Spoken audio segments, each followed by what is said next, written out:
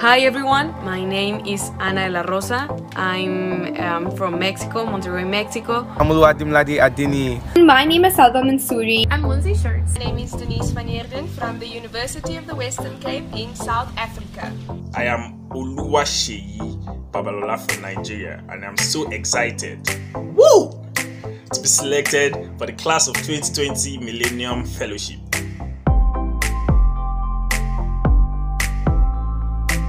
So my project, The Menstrual Mission, aims to achieve menstrual equity in 3 key ways: service, advocacy, and education. Genera Hoy is a project that works in Nuevo León to stop the school dropout, but also to help the teenagers to become social leaders in their communities. My project surrounds around working with refugees to put their professional skill sets into play. This project is also aimed at limiting the greenhouse effect by extracting carbon dioxide from the atmosphere, which is seen as a problem, and converting it to electricity, which is a long shot for green energy, and ultimately developing our economy and country. I'm truly excited to be part of the Millennium Fellowship class of 2020. I look forward to working with amazing leaders like myself and diverse people as well. So the Millennium Fellowship is really this opportunity for me to meet with other like-minded trailblazers and change makers and really derive campaign ideas and solutions that maximize potential. Growing up, I always hoped to be at the forefront of social impact and global entrepreneurship, and I see the Millennium Fellowship as an incredible opportunity to do just this and collaborate with like-minded individuals to address some of the most pressing global issues of our time. I look forward to improving this project with collaborative forces and continue to expand our impact on the goals. Welcome to the 2020 Millennium Fellowship Town Hall for all the Millennium Fellows, alumni, partners, and friends. My name is Chantal Marekera, and I am honored to be your MC for today. And I'm so excited to see all your beautiful faces and seeing all the people joining from Arizona, from India, it's such amazing to see all your faces today. As I said, my name is Chantal Marekera, and I am an alumna of the Millennium Fellowship class of 2018. Shout out to Arizona State University. Currently, I'm a Rhodes Scholar at the University of Oxford studying law, and I'm also a member of UN Women's Beijing Class 25 Youth Task Force. Happy International Youth Day to everyone, and thank you to all the more than 1,000 fellows joining here today, and thank you to all the friends and partners joining this convening today. So just a few reminders. During the course of the event, I would like to invite everyone to get the conversation started in the chat box. Like I said before, tell us where you are joining from and tell us which SDGs you are currently focusing on, and let's get the conversation started in the chat box. And also, if you're comfortable, we'd really appreciate if you could have your camera on, and if you are sharing on social media, we invite you to use the hashtags Millennium Fellowship and Youth Day. So tag us on social media. Let's get the conversation started in the chat box as well as on social media. So as we get the conversation started today, I would like to invite none other than the incredible and amazing Sam, who's going to give us some history and content of why the program exists. What is the Millennium Fellowship? How did it even begin? How did we get to have a whole virtual room with more than 1,000 fellows joining with us today? So I'd like to introduce you all to Sam, who is the co-founder and the executive director of the Millennium Campus Network, MCN. He is an advisor to the executive director of UN Women, Mama Pumzile Mlambo, and he is also a graduate of Brandeis University, having received 2 honorary degrees. And this year, he's a student once again at the John F. Kennedy School of Government at Harvard University. Any Harvard University students here today, tell us in the chat box, and let's get you connected. Sam is also a Gateman Fellow at the Center for Public Leadership. So we would like to welcome Sam, and we invite him to share his story with us today. So let's welcome Sam in the chat box, and let's tell him how we are excited to have him with us today. Thank you. Thank you, Chantel. So I'm 19 years old, and I'm a sophomore at Brandeis University, and I read 2 books that changed my life. Mountains Beyond Mountains, about Dr. Paul Farmer and the organization Partners in Health, and The End of Poverty by the economist Jeffrey Sachs. I learned that 1/10 of humanity lives on less than $1.90 a day in extreme poverty, but that there are also things big and small we can do as students to make a difference. So at 19, I put down the books, picked up the phone, cold call, cold email Jeffrey Sachs, head down to Columbia University 2 days later, meet with his team.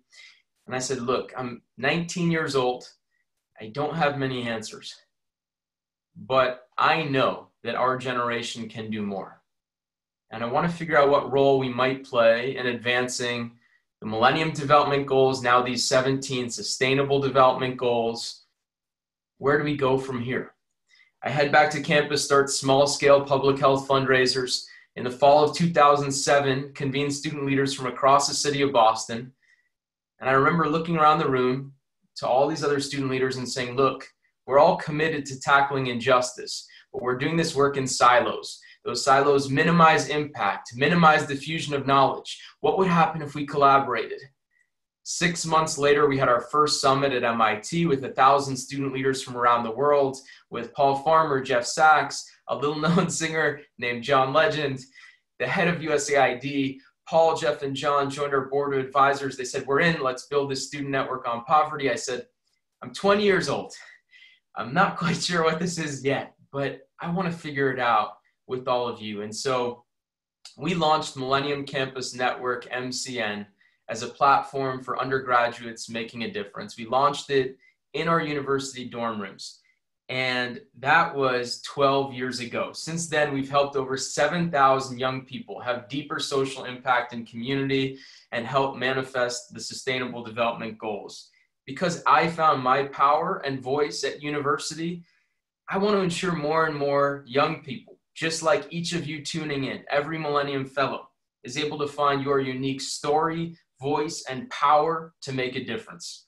This is my North Star. What is yours? Please share your North Star in the chat box.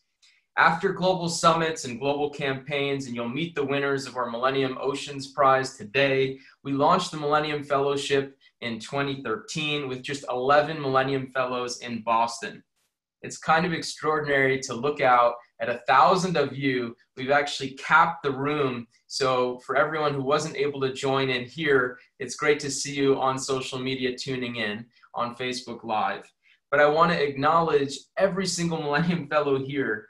You are that next great chapter of this movement. And what this shows is exponential demand and growth. And Millennium Fellows dedicated, even last year alone, nearly 100,000 hours to 422 unique projects, positively impacting the lives of over 500,000 people in 15 countries. You're projected to have even deeper impact in 2020. So who are you, this class of 2020?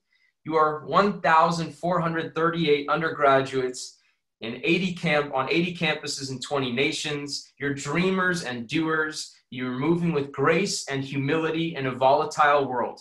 COVID-19 has taken lives, hurt so many, and can lead us to build together or to retreat. We are choosing being here together to build, to sew together an unbreakable fabric for humanity. Bonded, united, studying, working, and advocating together for a more just world. That's why we are here. If you are ready to make a difference, if you are ready to be a Millennium Fellow, please open the chat box and write, I'm in. Head to the chat box and let me know that you're ready to be a Millennium Fellow. Right, I'm in. That, what we're all watching right now in the chat box, is incredible affirmation and commitment. That lets us know you're ready for the hard work ahead. We're counting on you to engage with empathy, humility, and inclusion, to advocate with passion based on lived experiences and deepest convictions, and to speak softly and listen with intention in all other instances. We are going to put a form in the chat box now. If you want to collaborate directly with me to represent your class in sharing this community and reaching out to global leaders, fill it out as soon as you can.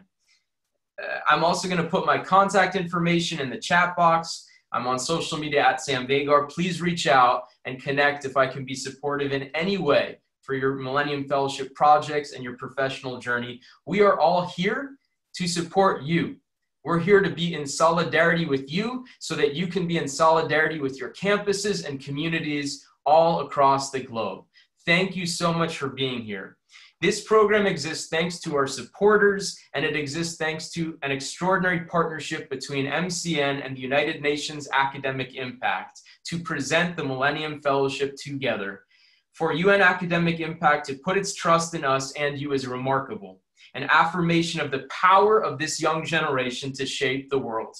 UNI is a network of over 1,400 academic institutions that are advancing UN goals. Together, we are here to affirm each of you as Millennium Fellows. We could not do this program and work without UNI, and it is a massive honor for me to be able to introduce you to our partner, represented today by one of the most passionate visionary leaders that we have a pleasure of working alongside, Lanice Collins, the Global Communications Manager at the United Nations and Program Manager at the United Nations Academic Impact. Lanice, thank you so much for your partnership, believing in Millennium Fellows, making this possible, and welcome. The floor is yours. Great. Thanks so much, Sam. And really, the honor is all ours at Academic Impact. And it's just phenomenal, the work that you and Noha and the entire MCN team do to empower young people and to make this world a better place. And you have been such an amazing partner to us, and we are incredibly grateful. It's my pleasure to be here this morning, my time today, to welcome the 2020 class of Millennium Fellows. And it is absolutely mind-boggling to see faces from all over the world. So sending you all huge greetings wherever in the world you are. And it just makes me so incredibly happy and proud, and most of all, excited to see so many amazing, engaged people who are ready to roll up their sleeves and do the hard work we have ahead of us. You're part of a family now. It's a global family of people like you who are committed to using your knowledge and your skills and your innovation to make the world a better place. And I know that everyone around the world has been impacted by the, sort of latest happenings the last 6 months. So I don't have to tell you about the challenges that we face. We are looking at assaults on human rights. We are looking at increasing economic inequality, the continued fight for racial justice. Our lands and our oceans are under siege from environmental degradation. And these global pandemics are happening with increasing frequency. And in the last 6 months, we've seen the world as we know it change overnight. Just like that, cities around the world ground to a halt with no cars, no metros, no delivery trucks. Businesses closed, and many of them will never reopen. Schools emptied out, and the public places that we were used to experiencing and going to were closed and shuttered, and we don't know when they'll be open.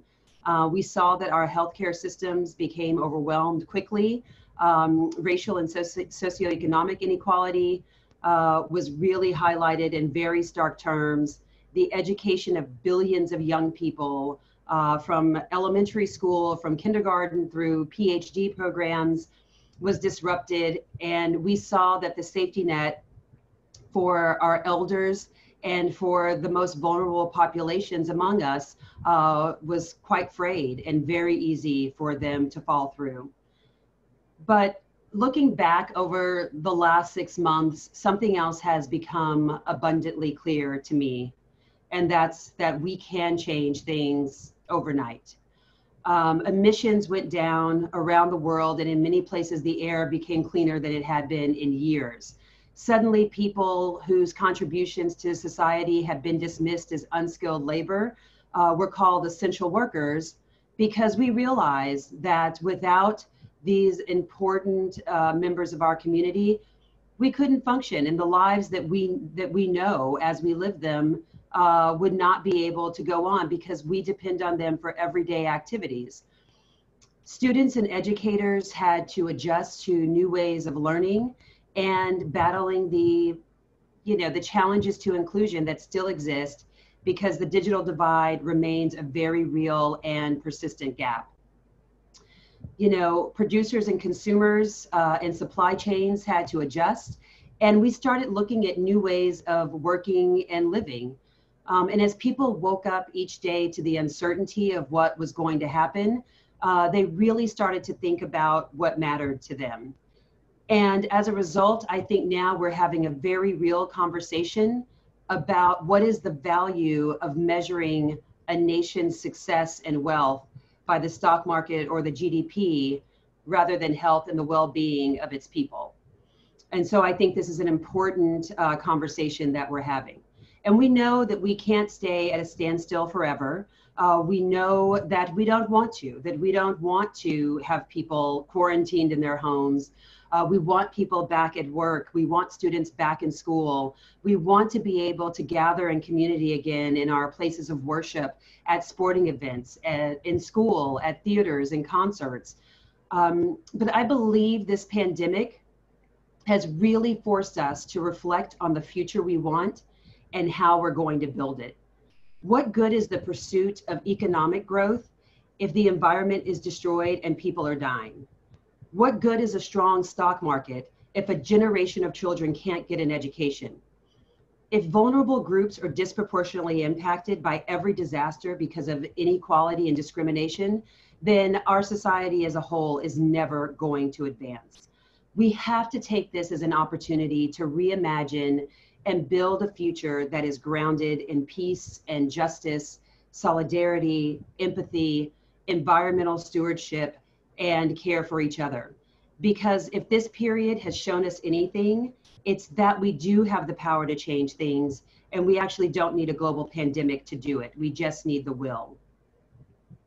So there's a lot of work that needs to be done, and we are relying on you. We are relying on you in your classrooms, on your campuses, in your communities, to be on the front lines of these issues. The Sustainable Development Goals provide a great roadmap and a great framework for this work of improving our world. But the SDGs are just words on paper, and they really only come alive when we turn them into action. So I want you to think about the conversations and the trainings that you're going to have in the months ahead, because it is going to be an amazing experience being a Millennium Fellow. And over the coming months, what you're going to learn and the skills that you're going to develop and improve are going to empower you to transform these goals into actual deeds that affect the lives of your friends and your families and your neighbors. And I don't want you to ever think that your project is too small or that your initiative is not reaching enough people, because the work that you do as an individual, or maybe you're working in a team, will start a ripple that with your sustained effort is going to turn into a wave. So we've seen hard times before. We have, in fact, this year we are commemorating the 75th anniversary of the United Nations. And just last week, we marked the anniversary of the bombings of Hiroshima and Nagasaki. World War II was a war of such carnage and cruelty on such an unimaginable scale that after the destruction of this war, the global community came together and vowed that it would never happen again.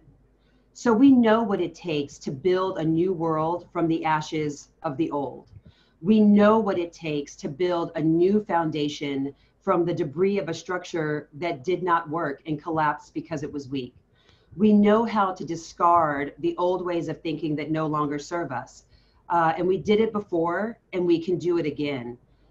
And as we look to the future, the United Nations is asking people around the world to take part in the UN 75 survey to get your views on the way forward. MCN colleagues have put a survey link in the chat box. So if you can open up your chat box and take a quick look at, there's a short survey link. And we would love if you took 90 seconds or so to click on it and share your thoughts with us. You can select your language. If you don't want to take the survey in English, you can select from more than 50 languages. It'll be in the upper right-hand corner of the survey. And it's really 6 quick questions that they ask you about what are the most pressing issues that you think that we're facing. What do you think the world will be like post-COVID in terms of working together and international cooperation? And the responses to this survey are incredibly important because the survey results are going to be shared with UN member states and the international civil society organizations that we work with at the 75th General Assembly. So we are very much looking to get feedback from students, from young people, from young activists on what you think are the most pressing issues. So if you have that open now, just take a moment to sort of go through, reflect on some of those questions and let us know what you think are the most important issues facing our world and how we should move forward on them. And this is also going to be given to the Secretary General and will inform the work that we do at the UN. So we would love to hear your voices on that. While you do that, I just want to say that earlier Sam introduced me and thanked UNAI for putting its trust in MCN and the Millennium Fellows, but he actually has it the wrong way around. It is absolutely the other way around. It is we who are thankful to you and who are indebted to you for your willingness to do the hard work that it will take to reimagine our world and to make the world that we want a reality. We, generations before you, we've tried. We have clearly not done the best job. It is now time for you to step forward and for you to build the world that you have already inherited. And do not be shy about stepping forward into that power and to take that leadership role wherever you are to make your community a better place. And really seeing all of you here today, and really I'm just looking at trying to scroll through the pages, 40 screens of, now 1,000 of you online. And it actually fills me with hope and gratitude for what you're going to accomplish and the bright future that lies ahead. And it actually makes me feel a lot better knowing that our future is in your hands. Now I have the pleasure of introducing the person who is leading the UN 75 commemorative efforts for the entire UN system. It's Under Secretary General and Special Advisor to the Secretary General, Fabrizio Hochschild. USG Hochschild has been an international civil servant for more than 30 years, working for the UN Secretariat and agencies around the world, including in Colombia, Central African Republic, Sudan, Jerusalem, Bosnia and Herzegovina, Geneva, New York, Timor-Leste, Serbia, and the United Republic of Tanzania.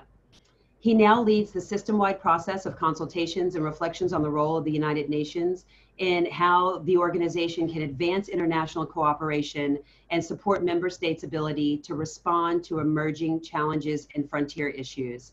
It's my pleasure to turn the floor over to USG. Hochschild, USG, you have the floor. Thank you so much. And I must say, on International Youth Day, and I'd like to congratulate all of you for International Youth Day. It's an honor and a pleasure and really inspiring to be with you. A particular thanks to you, Lanice, and also to Sam, and congratulations on this great initiative of yours. Also thanks to our Master of Ceremonies, Chantal. I first, I guess, have to start with something a bit sad, and I would like to express my condolences for the death of one of your members, Devasi Joseph, and express to his family. I think some of them might be joining you, and his friends and loved ones, and those who worked with him and knew him. Then our thoughts are with you. I want to say a few words today about why your voices at this juncture, at this pivot point in history, and I think Lenice alluded to the fact that we've hit a sort of fork in the road, why your voices, making your voices heard, is so important, and how we're trying to create the platform for that. I read up, and I had not heard of the Millennium Fellows before this, but I've been very impressed in the reading I did to prepare myself by what you're doing. And I found many of the acts of your members very inspirational. I learned about Faizan Nadim, who at 22 launched a street school in Islamabad to help get Afghan refugees better educated. I learned about Katie Segaro, who at 21 co-founded Asylum Connect to help LGBTQ asylum seekers in the US. And I also heard from somebody called Claire Sliney, who visited the UN building in New York when that was still possible for one of your meetings. And she said something that really resonated with me. And basically, what she said, and I'm paraphrasing, is that there's no minimum age to be an activist and a change maker.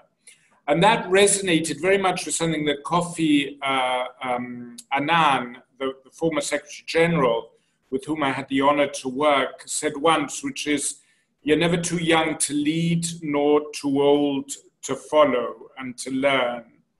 And I think that's the driving ethos that we need today among young people. You cannot accept and should not accept the idea that you have to wait your turn before being leaders and agents of change. I mean, the sad truth is that the world that my generation have left you has many, many challenges and many issues that need to be addressed urgently. And in the UN, for that reason, we are doing ever more to try and integrate youth in decision-making, in policy setting.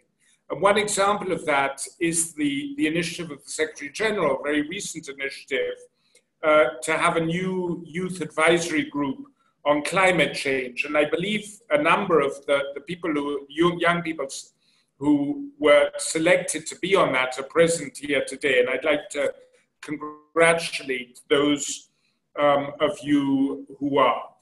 The Secretary General is extremely aware of the need to give more prominence to the voices of youth. And that is the overall objective of our UN 75 initiative. It's not about celebrating 75 years about the UN. It's about trying to see how we should reset, reimagine our work to make it better prepared, to make international institutions, international cooperation more functional than it is today, to deliver on containing future challenges. So we are inviting everybody everywhere, but especially young people, to have discussions around three key questions, which you would have found in our survey. What would you like the world to look like 25 years from now? What do you see as the biggest threats to that challenge? And how do you see the role of international cooperation, and of the UN in particular, in overcoming the gap between the world you aspire to and the world we're likely to get if current megatrends are not better addressed? And I think Lenice alluded to many of those megatrends. We will take those findings to heads of state who will be meeting in one form or another here in New York in September. And we will use those findings to advocate for improvement, to advocate for change, to advocate for a reinvigorated international cooperation that better serves the hopes, the dreams, the demands of young people across the world. So we need participation from as many as possible. We're close to 500,000 responses from 193 countries, but we want to get even larger numbers. So I would appeal to you not only to do the survey yourself, but also to ask your family, your friends, your networks to join this initiative. There are also opportunities to host more detailed discussions for those of you who have that time.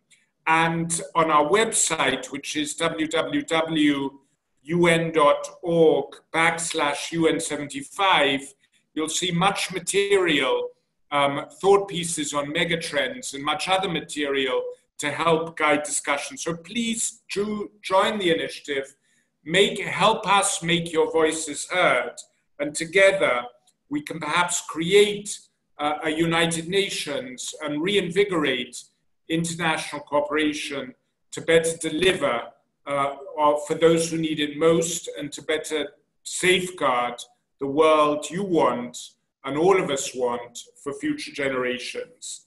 So thank you again for this opportunity, and I really wish you the best in your undertakings.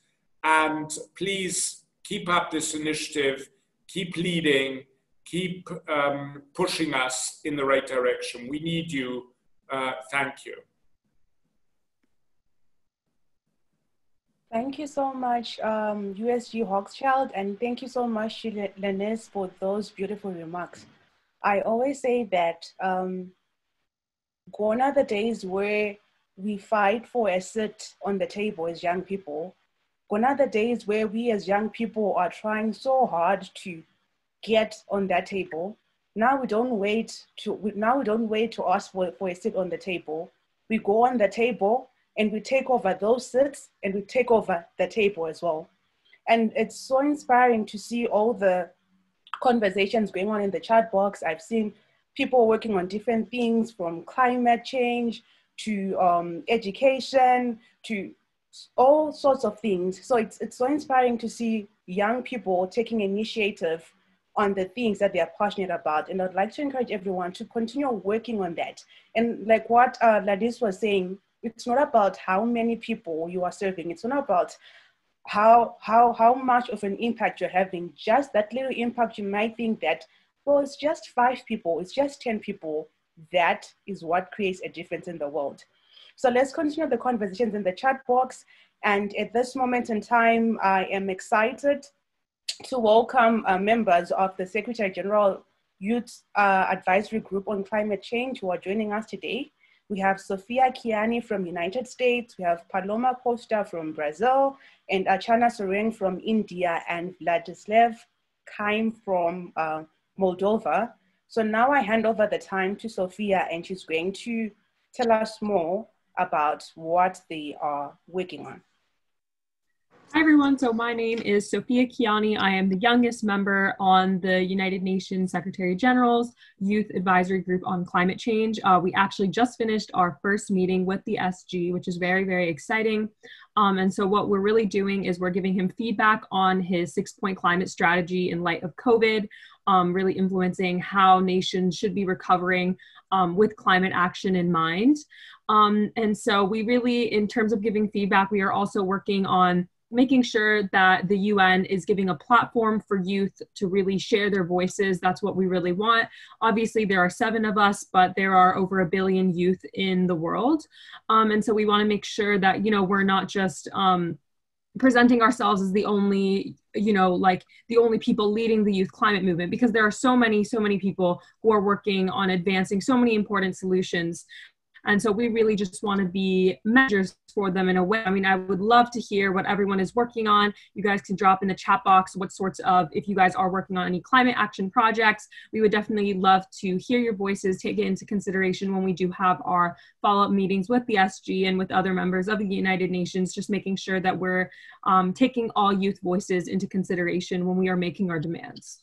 And I can pass the floor to Paloma or my other SG members who are currently on the call. Hello, everyone. I'm here. My name is Paloma Costa, and I am here from Brazil. In this new SG Youth Advisory Group, I'm really hoping for us 7 to serve as a bridge to take directly to where these decisions are being made. All of your initiatives, all of the things that you are doing on the ground. I am a lawyer. I advocate for indigenous and traditional rights and environmental rights. And I really believe that to be meaningful and effectively participate is key for us to have access to information and a proper education. So in this process of the SG Youth Advisory Group, we had the opportunity to have our capacities being built together with them. And I'm really hope that we can extend this process with all of you and that we create and build together the world that we want. It's the only way for us to have our future free and future possible for all of us. Thank you so much. And don't hesitate on contact each one of us and all of us for questions, for ideas, for things that we should be doing. We are up to it and we are going to be working with you all. Thank you so much. And that's it. Thank you all very much for the great honor and opportunity to be here. And we are very excited to start carrying our mandate in the Youth Advisory Group in order to make sure that the youth voices sound high and proud.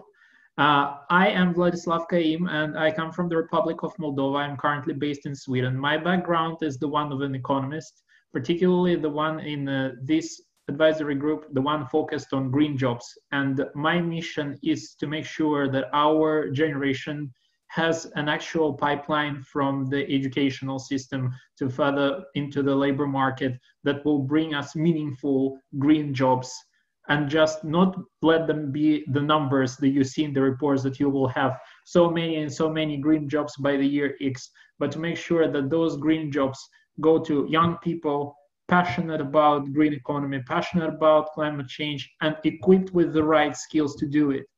And in order for us to make sure that such a mechanism will genuinely exist, we need the largest buy-in possible and the feedback from you of any kind. And the colleagues from the Millennium Fellows already put our social media handles in the chat box. You also feel free to reach out to me on Twitter via Vladislav Kaim. And I would be very glad to help you navigate through the initiatives we're currently developing in this field. Good luck to you, be daring, and thank you very much for being here. Amazing, amazing. Thank you so much for all the inspirational words. Now I invite Sophia to introduce Steve. Yeah, so once again, thank you all so much for listening to us. We're really inspired by the work you guys are doing, so definitely keep it up, be bold, be brave. Young people really are going to be change makers in this future generation. And so now I'd just like to introduce Steve of the Rummer Family Foundation, and he's going to be announcing the 6th Annual Millennial Oceans Prize winner. And thank you all again. Amazing. Thanks, everyone. Hey, my name is Stephen Fox. I'm a trustee of the Rimmer Family Foundation, and really overjoyed to be presenting this year's Millennium Oceans Prize. The Oceans Prize, supporting SDG 14, is in its 6th year here with the MCN, and from its inception has been intended to encourage young leaders who are passionate about oceans, marine life, fisheries, recycling, conservation, research, activism, and more to scale their work and share it with both like-minded fish people like myself and the other 99.9% of the people in the world who aren't fish people.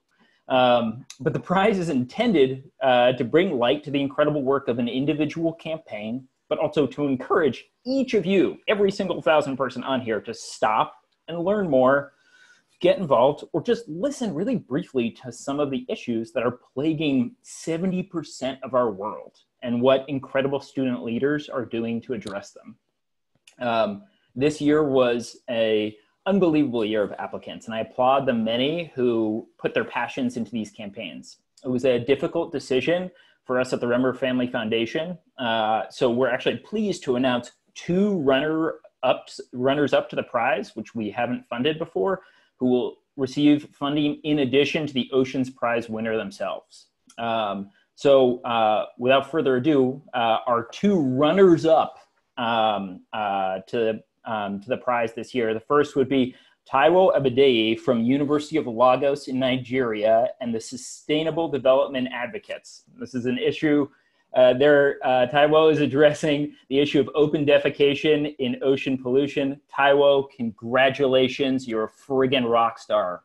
Our second runner-up is Davida Obeng Mensah from KNUST, Kwame Nkrumah in Ghana, and her application for Healthy Fish, bringing to bear an application to help fish farmers manage their ponds healthily and more productively.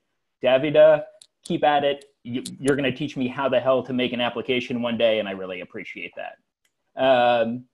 And finally, our winner for this year, with an incredible visionary approach to highlighting the giant manta ray and how it is threatened by microplastics around the world, Michaela Stacy Solis from UTI in Ecuador and the Giant Manta Rays campaign, a flagship species to fight. Michaela, congratulations. You will take the manta to the top of the world and everyone will know about microplastics by the end of this. Thank you, Michaela, Taiwo, Davida. You're the future of fighting for SDG 14. I encourage each and every one of you to applaud and join these incredible leaders in their missions. Thank you. Amazing. Congratulations to everyone, to the 3 of you. Amazing work, and we are also proud of the work that you continue doing. Now moving on with our program, I'm thrilled to give each one of you, also before we go ahead with the program, I'd like to give each of you a minute to just give us a few words and tell us more about what you're working on. Thank you. I am absolutely honored to be here with so many amazing people, so motivated and so passionate. I am really, really excited. I can express in words how grateful I am to receive that, and thanks for believing in me and this project. Thanks for believing in mantas. Thanks. It's an incredible opportunity to show people of my country and of the world the wonders that we have under the sea, how threatened they are, and how important is that we all get involved in the conservation of our planet, of our oceans. And I really believe that young people, the new generations have the power to change the future, and finding new ways to involve general public in conservation of their age, their language, or social condition must be our main motivation. Once again, thank you. Thank you very much for this opportunity. I really believe that this is the biggest chance I have ever had to raise awareness about ocean conservation, about the impacts of plastic as a water pollutant in a whole other level. And I think this is going to be like a big project for my country, for the people, for the local communities, to understand how we all can change this terrible situation of plastic pollution all over the world. And this is the best part, is that we can all get involved, that we can reproduce this same study in everywhere we that I am so excited. Thank you very much. If you have any questions or anything, I'll be really glad to answer. Once again, and you can see in the chat box that everyone is so excited and really proud of you. Moving on to the next thing on our program, I am beyond thrilled to introduce you to Dustin, who currently serves as the Youth Observer to the United Nations and who's also a class of 2018 Millennium Fellow, so same class as I was. He's the son of 2 Taiwanese immigrants who have long fostered in him the belief that individuals can inspire social change. Justine is very much interested in dialogue as a tool of social change and the potential to build educational pathways and experiences that allow humans to flourish. And in his free time, Justine is a certified Zumba instructor and loves to share his love for playing the cello in communities with others. So now I hand over the time to Justine, who's going to share a few remarks. Thank you so much, and a greeting to you all. It is such a pleasure to be in community for International Youth Day on this absolutely epic Zoom call. I'm scrolling through the pages and I'm just loving seeing these smiling faces. I want to start by sharing that this town hall has felt in so many ways like a family reunion. A hearty congratulations for all of you for being part of the Millennium Fellowship. Over the last few days, I've had the chance to explore many of your stories on the MCN Facebook page, and I have been so incredibly inspired. As I'm sure you've begun to realize, you are joining a tremendous community of young changemakers committed to making the world a better place. Without a doubt, my experience as a Millennium Fellow prepared me to serve as the 9th U.S. Youth Observer to the United Nations, and I'd love to share with you all briefly how the fellowship contributed to my identity as a changemaker. First, the fellowship affirmed to me the power of community in the work of social change. Working on issues related to the SDGs requires youth leaders to stand steadfast in the face of wicked and challenging global issues. And what is so special about this journey is having your campus fellowship, the support of the MCN staff, and the larger MCN network and community rooting you on as you take action against challenges and celebrating your wins right next to you. The fellowship also gave me a new clarity on the ecosystem of social change. The idea that each SDG can be addressed from a different model of change is something that I learned from those in my fellowship class in community with others. It was a reminder that we each have the capacity to change the world. The act of meeting our gifts with the world's needs is a beautiful moment, something that I hope all you have a chance to experience during your time together. And finally, the fellowship helped me clarify my why I act. The fellowship gave me the space to articulate how my personal narrative and context connected to the SDGs. It was an opportunity to realize that my passions and interests could be part of a larger movement to make progress on the SDGs and reaffirm the importance of building better together. We all have a responsibility to the world, and this is where you come in. As young people, you play an important role in this moment to step up and act. By making the commitment to join this community, you've made a conscious decision to be part of the change, and I truly believe that those who make social change don't just wake up one day and do so. The leaders that I know and admire started small and built their capacity to make change over time. So I commend your leadership, your dedication, your passion, and your courage to take this step forward, and I can't wait to see where the next few months take you on your changemaker journey. I hope to be a collaborator, a resource, a cheerleader, and a friend to you all. So please feel free to reach out at US Youth Observer at unausa.org and follow me on social media at US Youth Observer. In addition, today I am launching the start of a listening tour to better understand how we can activate a generation of youth leaders. So if you'd like to get involved or learn more, feel free to use the link in the chat. So to close, thank you so much to the MCN team for all they do to make this community possible. Once again, congratulations to the class of 2020 and welcome to the MCN family. It is my privilege to now introduce a member of the class of 2020, Mohit Kumar. Mohit is a sophomore at Ashoka University. He brings with him rich experiences that have nurtured his passion for youth leadership. His personal experiences inspire him to promote quality education, and I look forward to hearing about his goals of serving as a role model for youth looking to create a better future. Mohit, over to you. So first of all, I would like to thank you all. And I'm very glad to be here because it's a great platform for all of us.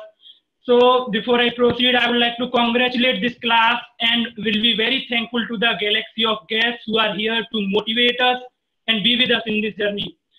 So I'm working on SDG 4. I would also like to know what SDG you are pursuing, so you can put that in chat box, and what motivates you. So I will also share my journey, what motivates me to do that. I will start with my personal story. So I'm from India, and I'm from such a district where there is a lot of child labor, and generally there is a dream of children to pursue education after 5th grade. So I'm from also that community, but I anyway escaped with my hard work, with the guidance of my teacher and parents. So there was a philanthropic organization that helped me in pursuing my education after 5th grade. And that has really helped me to become a leader, because there were a lot many programs I was attending. I would like to give an instance also. There was a Eagles program that was developed by Harvard and Columbia University. There I learned a lot of things that helped me be a leader. There were like a lot many things like inclusive leadership and how to help people. And so after my education till 10+2 in that college, I got exceptional aid in Ashoka University. That's a leading liberal arts college in India. So while there was a transition period in my life from 10+2 to college, so I was staying in my village for a while. Otherwise, I was always out for 7 years.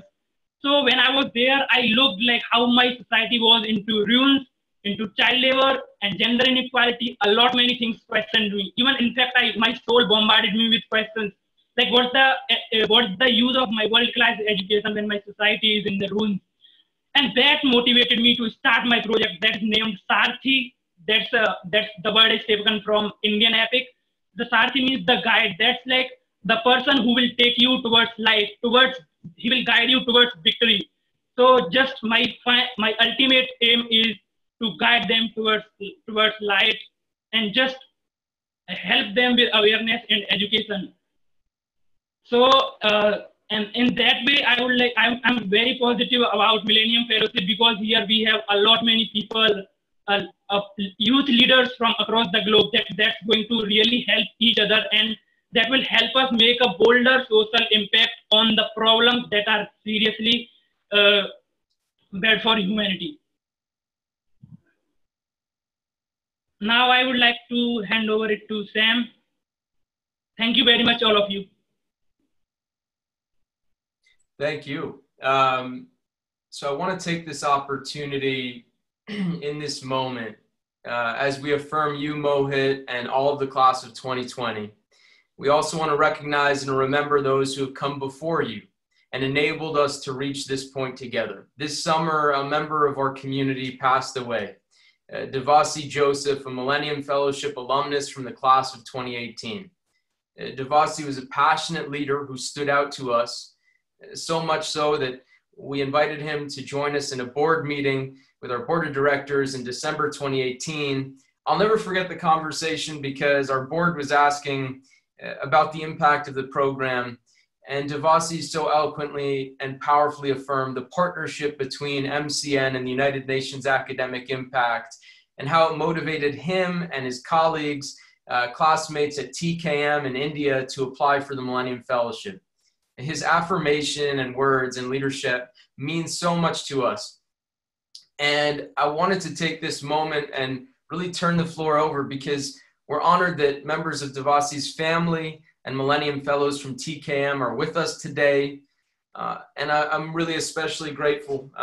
His father, Devasi's father, is on, Dr. Joseph Sebastian, to tell us a little bit more about Devasi.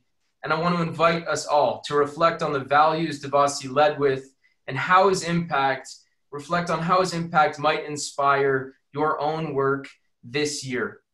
To you, Dr. Sebastian, we're so grateful and humbled to be able to hear from you today, both a leader in global philanthropy and from everything that we've seen in our conversations, an incredible father and member of the family. And so to you, your entire family, especially, thank you for being with us. And to everyone at TKM, thank you for being with us. And Dr. Sebastian, I warmly welcome you. Thank you.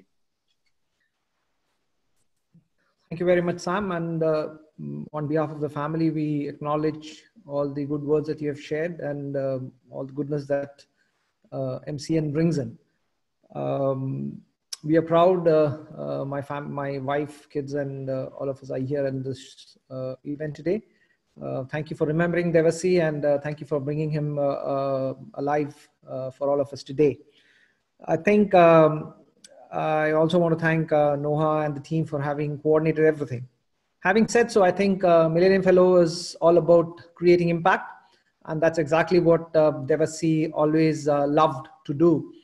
I don't want to tell that, you have to dream big, because you already are dreaming big. And Devasi did the same. And each of his dreams was to kind of create impact, whether it was at a very local level or at the college level or the community level. And I think as impact, there's always going to be, something that's going to be immediately visible, and there are long-term impacts. However, there'll be few which would go beyond life also. And I think what we see today, reflecting on what Devasi stood for, is something that goes beyond life. And we are proud as parents that, we were able to be with him in this world. I think one thing that Devasi always stood for together was working in teams and taking people together. I think the aspect of, getting people to work together was something that he always strived for. And as Millennium Fellows, I think, to create exponential impact of what you're doing, working in teams and working together make a lot of difference. And I think United Nations actually stands for all of that. And MCN, what it is doing globally is actually a real acknowledgement of teamwork. Now, working in teams naturally means, one has to have a very non-judgmental approach and attitude to things that we work on, and accepting, differing views. And I think that's another one that Devasi stood very much for. So very clearly, there wasn't much of right and wrong within him, or what he said. He would always, within, we always had long chats at home, and he would always say, Abba, it's just a point of view. It's a different point of view. It's just that the other person thinks differently. So I think when we try judging on the basis of right and wrong, then it's very difficult to create teams and partnerships. But when you're looking at it, looking at aspects and discussions from different points of view, I think it makes a lot of sense on how we want to kind of take things forward. So I think kindness, being positive, being humble at what we are doing and trying to learn from others is very important. But equally important is trying to hold hands and take things forward. Now, each of y'all are in campuses, students working across the globe, trying to do your best to make a difference in the lives that you are in. I urge each of y'all, Devasi made a difference at the college, in the community that he lived, in the family that he was, the larger family, in the smaller family. All of that, he made a lot of difference. We miss him a lot. We are touched by, each moment of goodness that we hear from his friends, his family, extended family that we know of, and now from MCN also. I think the most important part, and I would probably stop on that point, is basically being genuine of, genuinely being yourself. I think today's world is talking about masks probably protecting you from social distancing, from the pandemic that we have. But I think we have, many of us have virtual masks also. I think let's not have these masks. Let's be genuine, be true, be have an open mind, and be accepting to the different points of view that other people have, and accept it. I wish the class of 2020 the very best. It's an honor to be here, and thank you very much, Sam and team, for inviting us to kind of reflect on Devasi and what he stood for. And I wish all the very best to the class of 2020. Micah, to you, congratulations. To Dustin and Mohit, thank you very much. It was nice to listen to you all. And Sam and Kenny and Chantal, thank you very much. All the very best, class of 2020. Enjoy and make a difference wherever you are, whatever you are. God bless. Thank you so much. Thank you so much for such a powerful reflection. And we all continue to remember Devasi and all the work that he did and all the impact that he left in his family and in the world at large. Now, we are getting to the most exciting part of the program. And we're going to, would like to thank everyone that has been tuning in on social media and the live stream on Facebook. Now we're going to stop the live stream and we're going to move on to the most amazing part of the event, which is community networking.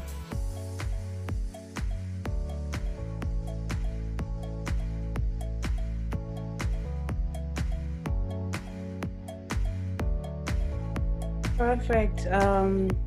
Thank you for everyone who has shared what skills they are willing to develop and what skills they want to develop in the time in the fellowship.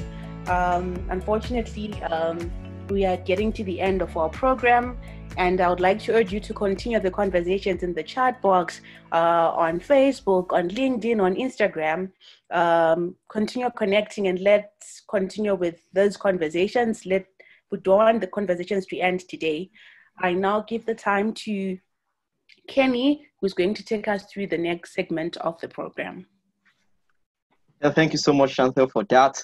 Wow, it has been a fantastic experience here, and I'm sure that you all are inspired to create change in your communities. And also, I'm inspired to work with you all, and I'm sure Noah and Sam and Team MCN, we are so much inspired to work with you all. Congratulations once again. So as we begin the fellowship, here are some quick updates for Millennium Fellows to be on the lookout for over the next week. So firstly, you will receive a pre-survey link by email this week. It is important for you to fill the pre-survey form before your first quad session. So be expectant of that. And also, your campus director will connect you all as you can start to plan to hold your first session, possibly this week or next. So you get to connect with all the fellows in your campus. You also get an invite to join the Millennium Fellowship portal via email. Kindly activate your account so as to access the needed resources and also connect with fellows around the world. And sure, if you need any help or clarifications, kindly email us at fellowship@mcnpartners.org. You see that in the chat box soon.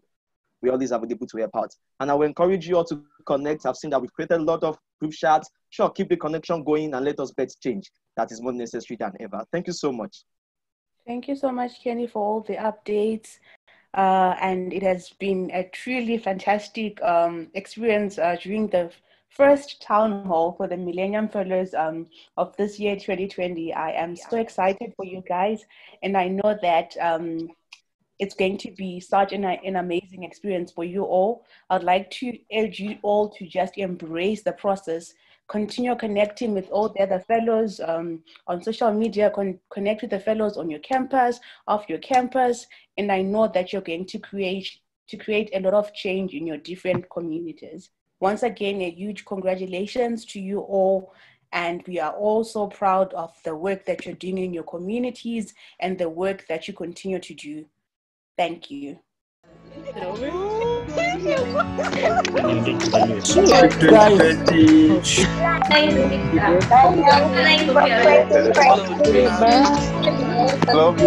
to meet you guys. Congratulations, everyone.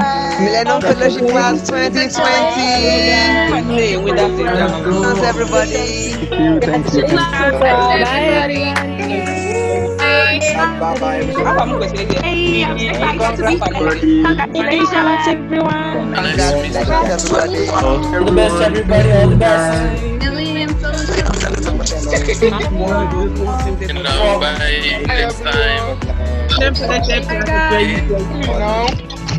Everyone. A great time, everyone. Congratulations to everybody. Love.